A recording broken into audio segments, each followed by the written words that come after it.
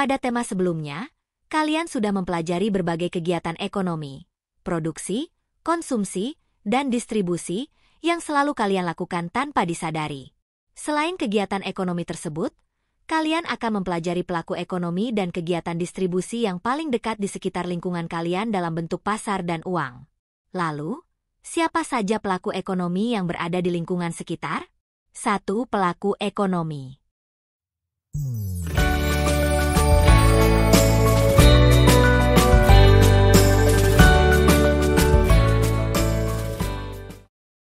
Seseorang, kelompok, atau organisasi dapat dikategorikan sebagai pelaku ekonomi selama mereka melakukan kegiatan ekonomi dalam bentuk konsumsi, produksi, atau distribusi.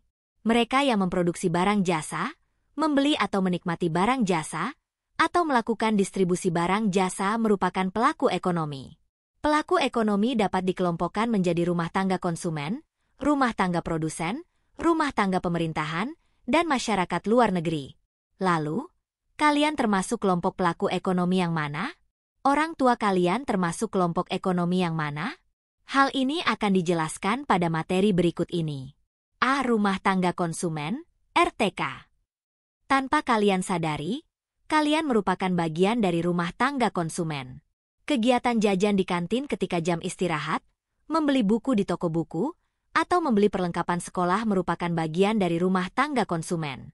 Rumah tangga konsumen merupakan pelaku kegiatan ekonomi yang paling banyak. Rumah tangga konsumen ialah sekelompok masyarakat baik individu maupun kelompok yang melaksanakan konsumsi atas hasil produksi berupa barang atau jasa untuk memenuhi kebutuhan. Rumah tangga konsumen berperan sebagai konsumen dengan mengonsumsi barang-barang produksi untuk memenuhi kebutuhan hidupnya sekaligus sebagai penyedia faktor produksi dengan menyewakan tanah untuk kegiatan produksi atau berinvestasi ke perusahaan untuk mendapatkan bunga, dividen, atau laba. Contoh, Pak Bawang mempunyai bangunan tidak terpakai di dekat rumahnya, kemudian ia menyewakannya kepada orang lain untuk dijadikan gudang. Sementara itu, Pak Bawang juga membeli kebutuhan pokok di minimarket untuk memenuhi kebutuhannya. Pada kasus ini, Pak Bawang berperan sebagai rumah tangga konsumen dan produsen. B. Rumah tangga produsen, RTP. Coba kalian amati lingkungan sekitar. Adakah masyarakat yang berjualan gorengan? Adakah masyarakat yang berjualan sembako? Atau, adakah masyarakat yang berjualan pakaian? Setiap kegiatan tersebut termasuk kategori rumah tangga produsen. Rumah tangga produsen merupakan pelaku kegiatan ekonomi yang menghasilkan barang atau jasa untuk memenuhi kebutuhan masyarakat. Berdasarkan kepemilikan, rumah tangga produsen terdiri atas rumah tangga produsen milik negara dan rumah tangga produsen milik swasta. Contoh kegiatan dalam rumah tangga produsen adalah PT XYZ menghasilkan barang berupa donat, kemudian menjualnya. C. Rumah tangga pemerintahan. Apakah ada kantor pemerintah daerah di sekitar kalian, seperti kantor kepala desa, kantor kecamatan, atau kantor pemerintah kabupaten? Setiap kantor pemerintahan pasti melakukan pembelanjaan untuk kepentingan masyarakat umum, seperti membeli kertas menggunakan dana pendapatan daerah negara, membangun jalan, dan membayar gaji aparatur sipil negara, ASN. Kegiatan tersebut termasuk kategori rumah tangga pemerintahan.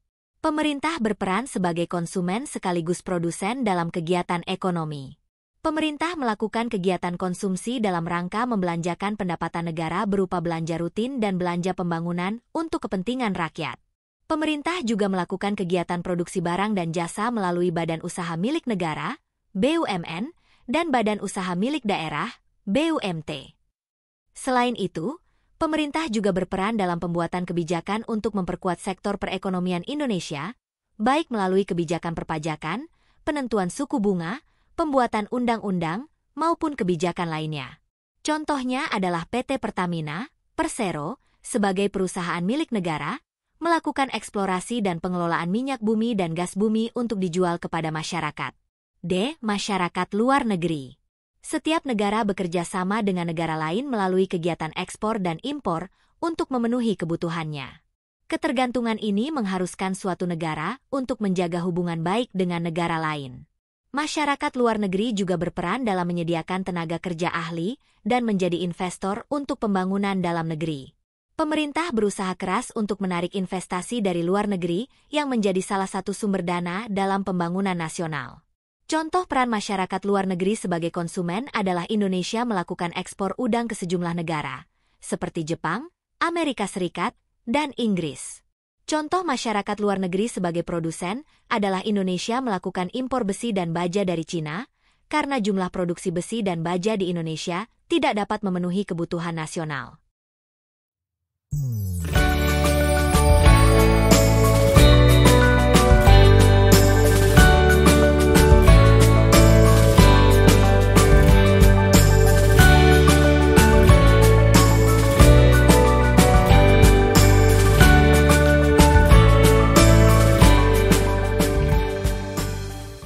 Dua, pasar. Masyarakat berperan dalam rantai ekonomi dengan tujuan memenuhi kebutuhannya setiap hari. Kebutuhan manusia beragam karena berbagai faktor yang memengaruhi. Beragamnya kebutuhan manusia menjadikan jumlah kebutuhan akan satu barang dengan barang lainnya juga berbeda. Sebagai contoh, ketika Lebaran banyak masyarakat membutuhkan bahan pokok, daging, dan pakaian. Akibatnya, kebutuhan tersebut mengalami peningkatan harga.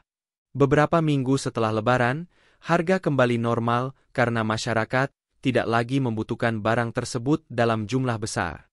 Perbedaan kebutuhan memberikan pengaruh terhadap pasar dan harga. Bagaimana masyarakat dapat memengaruhi keadaan pasar? Perbedaan kebutuhan manusia juga dipengaruhi oleh status sosial dan peran sosial dalam masyarakat. Setiap orang memiliki peran dan status sosial di masyarakat dan sering mengalami perubahan selama hidupnya. Peran dan status sosial masyarakat beragam berdasarkan ras, suku, agama, pekerjaan, pendidikan, dan kemampuan ekonomi. Keragaman tersebut membentuk lapisan di masyarakat.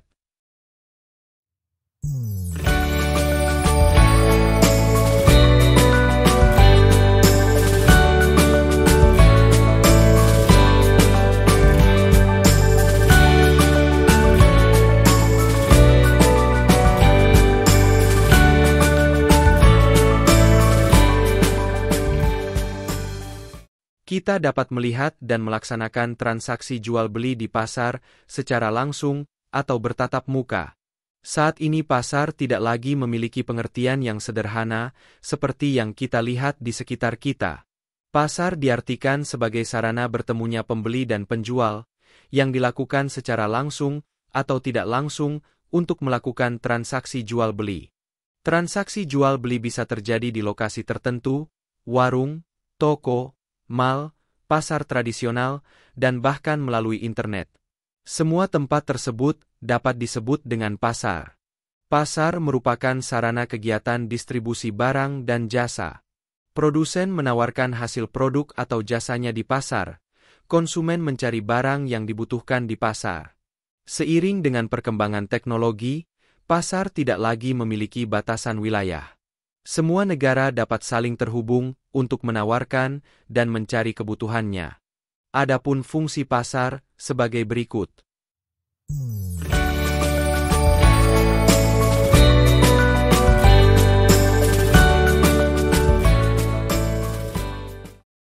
Pertama, fungsi distribusi. Fungsi pasar sebagai saluran distribusi, artinya pasar sebagai sarana bagi produsen untuk mendistribusikan barangnya kepada konsumen. Kedua, fungsi pembentuk harga.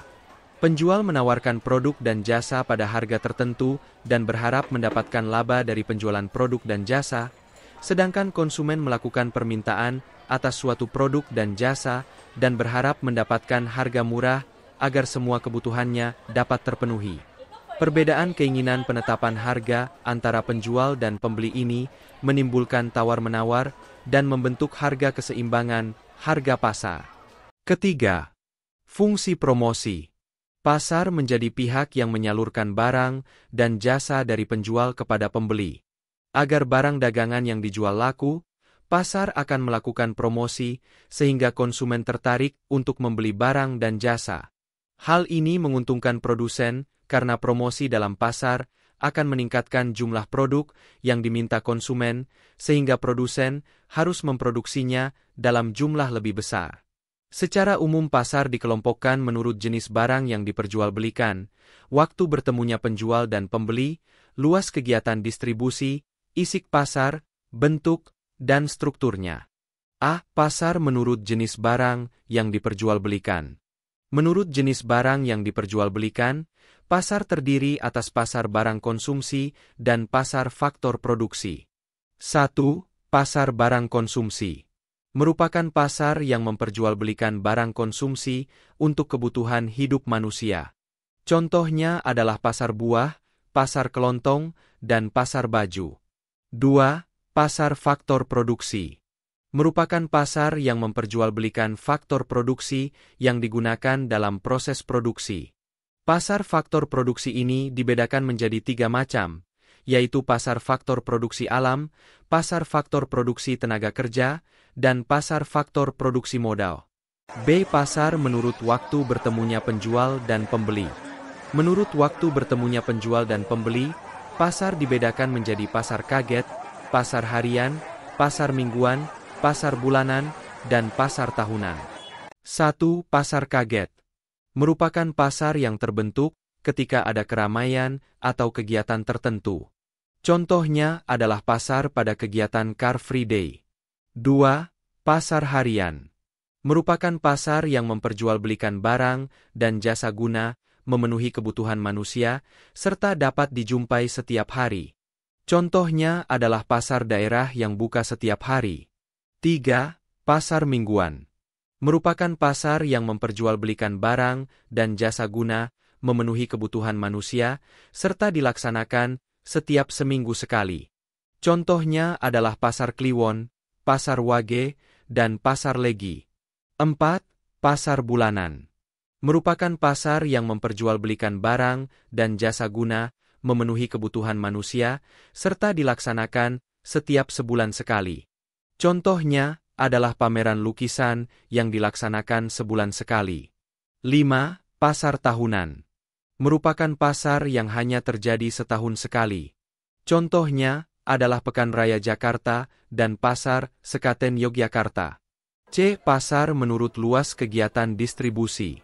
Menurut luas kegiatan distribusi, pasar dibagi menjadi 4 macam, yaitu pasar lokal, pasar daerah, pasar nasional, dan pasar internasional. 1. Pasar lokal. Merupakan pasar yang memperjualbelikan barang dan jasa yang hanya meliputi tempat tertentu. Contohnya adalah Pasar Kolombo di Yogyakarta dan Pasar Muntilan di Jawa Tengah. 2. Pasar daerah. Merupakan pasar yang memperjualbelikan barang dan jasa dengan cakupan wilayah tertentu seperti wilayah kabupaten atau provinsi. Contohnya adalah Pasar Beringharjo Yogyakarta, Pasar Klewer Solo, dan Pasar Johar Semarang. 3. Pasar nasional. Merupakan pasar yang memperjualbelikan barang dan jasa dengan cakupan wilayah secara nasional atau satu negara. Contohnya adalah pasar uang dan pasar modal. 4. Pasar internasional. Merupakan pasar yang memperjualbelikan barang dan jasa dengan cakupan seluruh dunia, sehingga memungkinkan terjadi transaksi jual-beli antar negara. Untuk saat ini, platform penjualan online memungkinkan terjadinya jual-beli lintas negara, seperti Alibaba, Amazon, dan Shopee. D. Pasar menurut fisik pasar. Menurut bentuk fisiknya, pasar dibedakan menjadi 2, yaitu pasar konkret dan pasar abstrak. 1. Pasar konkret atau pasar nyata merupakan sarana bertemunya penjual dan pembeli secara langsung pada waktu dan tempat yang sama. Contohnya Pekan Raya Jakarta dan Pasar Prambanan. 2. Pasar abstrak merupakan sarana bertemunya penjual dan pembeli untuk melakukan transaksi secara tidak langsung. Baik penjual dan pembeli dapat melakukan transaksi melalui internet, telepon, dan sebagainya. Contohnya adalah toko-toko online di Shopee, Tokopedia, dan Zalora.